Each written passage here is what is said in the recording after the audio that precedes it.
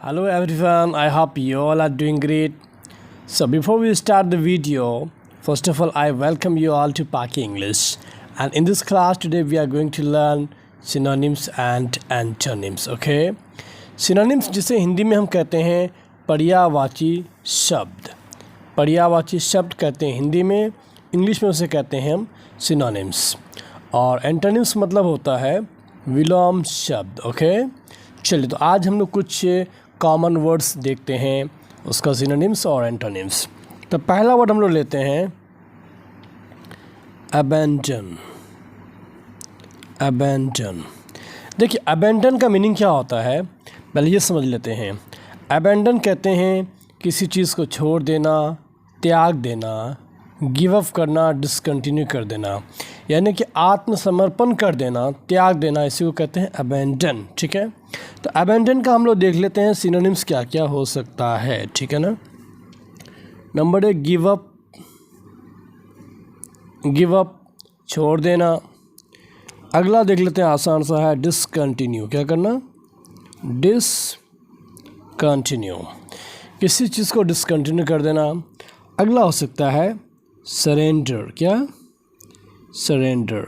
Surrender का मतलब होता है आत्मसमर्पण करना, खुद को किसी के हवाले कर देना, त्याग देना, छोड़ देना, ठीक है ना?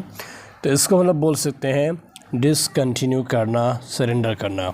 अगला बोल सकते हैं लीव, छोड़ देना, राजगद्दी छोड़ देना। अगला वर्ड हो सकता है, जो पॉसिबल वर्ड है, क्विट। क्विट मतलब भी होता है छोड़ देना, तो ये सिंपली हम लोग उसको बोल सकते हैं, ठीक है ना? अब आगे देख लेते हैं इसके एंटोनिम्स क्या क्या हैं। तो सिनोनिम्स हो गया अबेंडन का give up, discontinue, surrender, leave and quit. इसका एंटोनिम्स देख लेते हैं वो क्या क्या हो सकता है। तो एंटोनिम्स इसका बहुत इजी है। कंटिन्यू, क्या? कोई चीज़ को कंटिन्यू करना, कैरी करना, है ना? कैरी ऑन, है ना? कैरी ऑन बोल सकते हैं, है ना? उसके बाद जो है कीप बोल सकते हैं, है ना? कीप। और परस्यू बोल सकते हैं, PURSUE, परस्यू भी बोल सकते हैं, ठीक है ना? तो अबेंडन का मतलब हो गया छोड़ देना, त्याग देना, है ना? सरेंडर करना, आत्मसमर्पण करना, त्याग देना, ठीक है? इसका एंटोनिम हो जाएगा कंटिन्यू, यानी कि जारी रखना, carry on, keep and pursue, ठीक है? इसका एक यूज़ देख लेते हैं, सेंटेंस बना के देख लेते हैं। तो सेंटेंस है सम एशियन कंट्रीज, यानी कि एशिया के किसी कंट्री को ले लेते हैं। Some Asian countries have abandoned democracy. Democracy क्या मतलब हुआ? Some Asian countries have abandoned democracy. Asia के कोई एक देश, कोई भी देश, कुछ देश क्या किए हैं? डेमोक्रेसी को अबेंडन कर दिए, यानी कि छोड़ दिए हैं, ठीक है ना? तो इस तरह से इसको हम लोग बोल सकते हैं, ठीक है? चलिए अगला वर्ड देख लेते हैं। अगला वर्ड देख लेते हैं एब्रीविएट। एब्रीविएट, है ना? देखिए एब्रीविएट का मतलब होता है किसी चीज़ का विवरण देना, यानी कि शॉर्ट में, संक्षिप्त में बात कहना, मुख्तसर करना, खुलासा करना, समराइज़ करना, इसको बोल सकते हैं आप। मुख्तसर करना, किसी बात को छोटा करना। फॉर एग्ज़ाम्पल आप कहीं पर स्पीच दे रहे हैं, तकरीर कर रहे हैं, तो वहाँ पर आप इसको एब्रीविएट कर सकते हैं, मतलब कि छोटा कर सकते हैं, मुख्तसर अंदाज में बयान कर सकते हैं इसको, ठीक है ना? तो आइए देखते हैं इसका कुछ जो कॉमन सिनोनिम्स है वो क्या क्या हो जाएगा। Number 1 shorten. शॉर्टन मतलब ये होता है छोटा करना, है ना? शॉर्टन बोल सकते हैं इसको। इसी तरह से अगला वर्ड इसको बोलेंगे क्लिप बोल सकते हैं, क्लिप, है ना? इसी तरह से इसको बोल सकते हैं समराइज़, SUMMARIZE, प्लीज़ समराइज़, है ना? इसको समेटिए, छोटा कीजिए, है ना? इस तरह से बोल सकते हैं। तो इसका एंटोनिम देख लेते हैं। तो एब्रीविएट का सिनोनिम क्या क्या हो गया? शॉर्टन, छोटा करना, क्लिप, समराइज़, है ना? और इसका एंटोनिम क्या हो जाएगा? छोटा करना तो बड़ा करना, लेंथ, LENG, LENGTHEN, लेंथन। क्या हो जाएगा? लेंथन, LENGTHEN, लेंथन यानी कि बड़ा करना। इसी तरह से हो जाएगा एक्सपैंड, बढ़ाना। इसी तरह से बोल सकते हैं मैग्नीफाई, है ना, कि भाई किसी चीज़ को बड़ा करना। इंक्रीज़ बोल सकते हैं ना, इंक्रीज़ बोल सकते हैं इसके अपोजिट वर्ड में, ठीक है ना। चलिए, तो एब्रीविएट का मीनिंग हो गया छोटा करना, शॉर्ट करना, मुख्तसर करना, संक्षिप्त करना, समराइज़ करना, ठीक है, क्लिप करना। अब इसका एंटोनिम क्या क्या हो जाएगा? लेंथन बढ़ाना, एक्सपैंड बढ़ाना, मैग्नीफाई, इंक्रीज, ठीक है। आइए इसका एक यूज़ भी करके देख लेते हैं ना।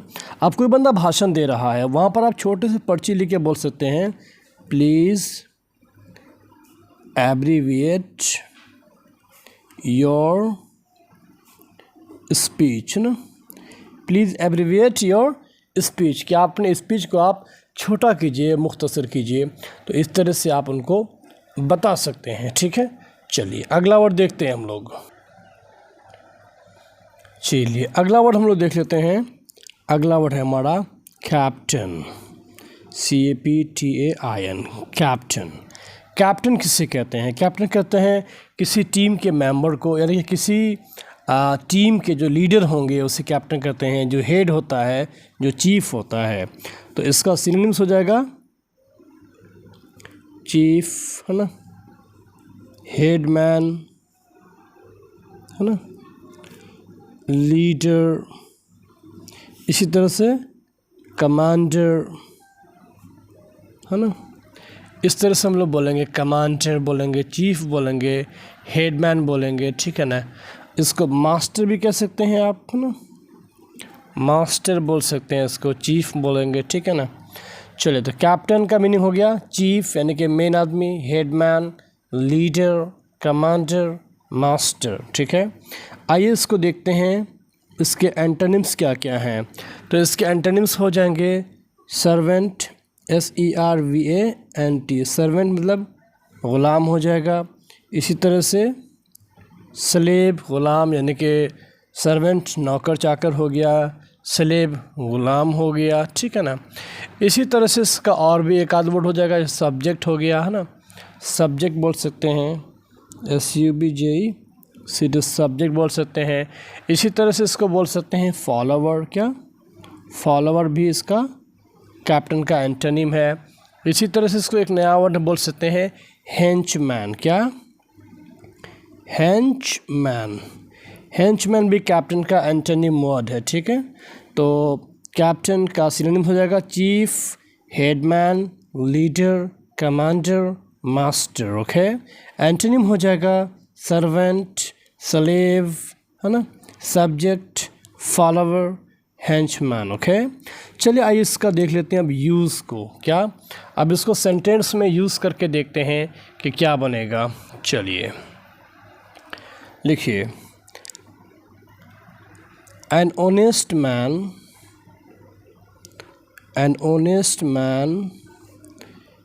is the captain,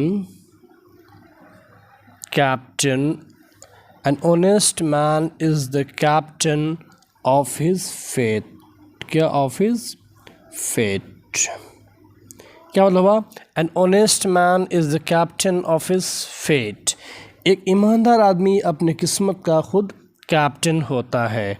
On the other hand, अगला देखते हैं, fate is the captain, fate is the captain of a dishonest man, क्या, of a dishonest मैन। देखिए ये बहुत मोटिवेशनल सेंटेंस हमने यहाँ पर लिखा है, an honest man is the captain of his fate, एक ईमानदार आदमी अपने किस्मत का, अपने भाग्य का खुद कैप्टन होता है, खुद वो कमांडर होता है। और fate is the captain of a dishonest man, एक बेईमान आदमी का कैप्टन उसका लक होता है, उसकी किस्मत होती है। तो ये बहुत मोटिवेशनल स्टेटमेंट है, इसको आप चाहें तो याद भी रख सकते हैं, काफ़ी हेल्पफुल रहेगा, ठीक है ना। तो सर्वेंट समझ गए, कैप्टन समझ गए आप, कैप्टन का क्या क्या हो जाएगा, चीफ, है ना, हेडमैन, लीडर, कमांडर, मास्टर, है ना। और इसका एंटोनिम हो जाएगा servant, slave, subject, follower, henchman. Use क्या किए? An honest man is the captain of his fate and fate is the captain of a dishonest man. Okay, चलिए अगला वर्ड देखते हैं हम लोग। अगला वर्ड हमारा है फेयरवेल।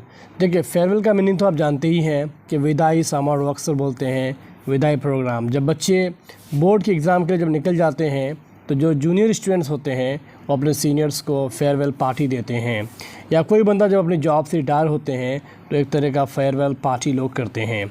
तो फेयरवेल का मतलब होता है एक तरह का विदाई समारोह। तो इसमें फेयरवेल का जो सिनोनिम्स होगा वो क्या क्या होगा देख लेते हैं। Number 1, edu. एड्यू बोल सकते हैं। देखिए, एड्यू एक फ्रेंच वर्ड है जिसका मतलब होता है विदाई, गुड बाय, ठीक है ना। तो एक अगला हो सकता है क्या, गुड बाय, है ना।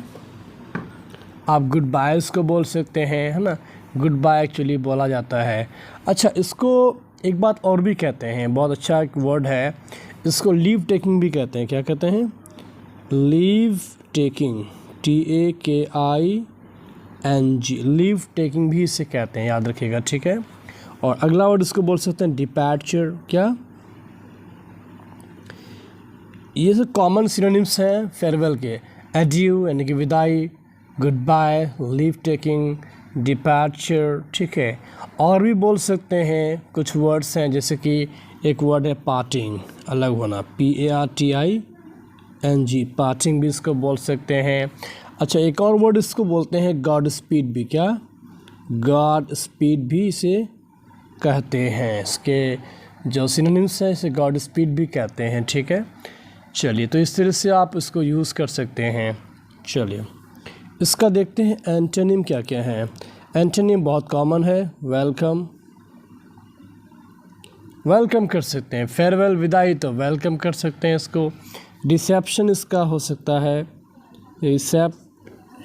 रिसेप्शन, ठीक है ना, रिसेप्शन बोल सकते हैं। और एक बोल सकते हैं कि बहुत कॉमन है, होम कमिंग। क्या? होम कमिंग, ठीक है। होम कमिंग इसको आप बोल सकते हैं, जो बहुत ही कॉमन है इसके लिए, ठीक है। तो कोई दिक्कत नहीं, इसको आप आराम से यूज़ कर सकते हैं, ठीक है, जो चलता है। और अगला वर्ड देखते हैं हम लोग क्या है। ओके, अगला वर्ड देखते हैं हम लोग। तो ये है हेवन। क्या? HEAVEN, heaven. क्या पढ़ेंगे इसको? हेवन।